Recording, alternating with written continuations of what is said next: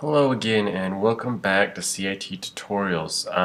Today I am going to show you how to put custom buttons on your shelves, show you what the shelves are, and show you some of the menus you'll need for your first assignment.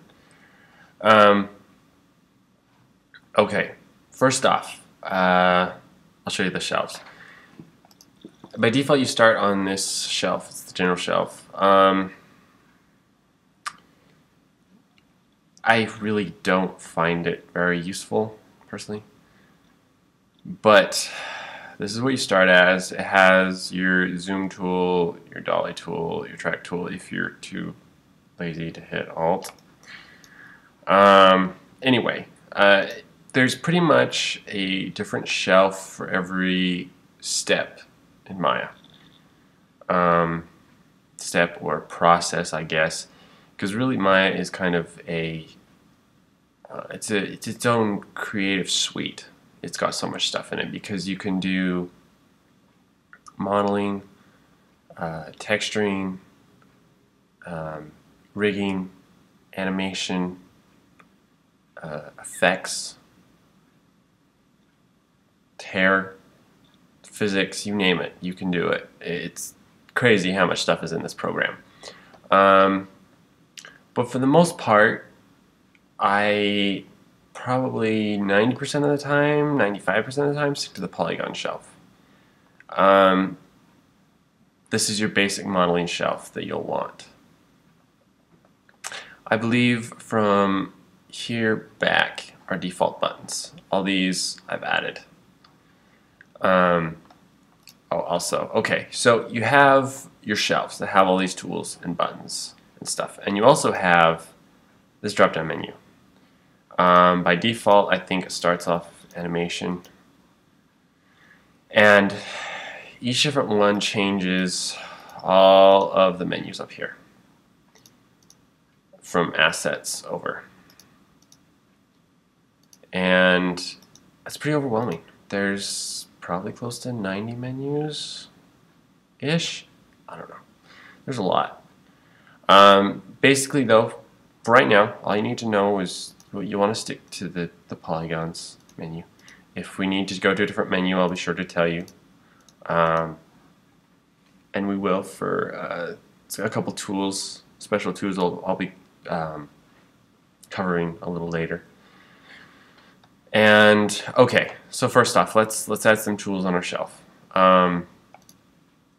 Okay, so first off, I'm going to add the hypershade window. This is your textures. This was a scene the last scene I used, and so I have a couple textures that I made. So let's delete those. Okay, so this is default. This is what it'll show up. You can create new shaders by clicking over here. And this is pretty much a list of all of them by default. You can narrow it down. You can say, oh, I want a surface shader. Brings up these. Or later we'll be getting into Mia materials, and we'll be going down here in the mental ray and clicking on these and looking at a few of these shaders. For right now, you can leave it in the default or surface is fine. This is the basic window. I'll cover this more in depth when we cover shaders. But this is a very useful window, and you will need it for the first assignment. And the other window that I have up here is the outliner. This shows all of your objects in your scene. I don't have any right now, but this is a really good way to get at stuff. Say you have nested objects or something, you can't actually see the other object and you select it, you can open up your outliner window, click on the object, and it'll select it. This is also the only way to select groups. It's not like Adobe where if you group something, you click on anything in the group, it'll select the group. You have to come in here and select the group. So anyway, okay, so to add those, for the hypershader, you go to Window, Rendering Editors, Hypershade.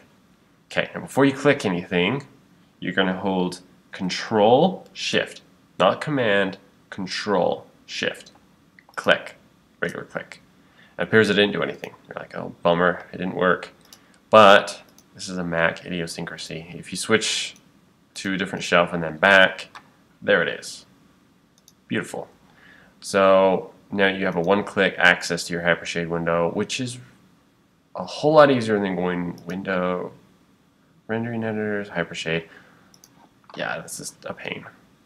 And I'm going to delete it because I already have one. There again, didn't update. It's really retarded. Okay, the outliner is window, outliner. Again, Control Shift click. Didn't show up. There it is. So as tempting as it is to keep clicking on it until it shows up, don't, because then you'll have like 15 outliner icons up here and then you'll be really annoyed. Whoops. So I'm going to delete that. Go back.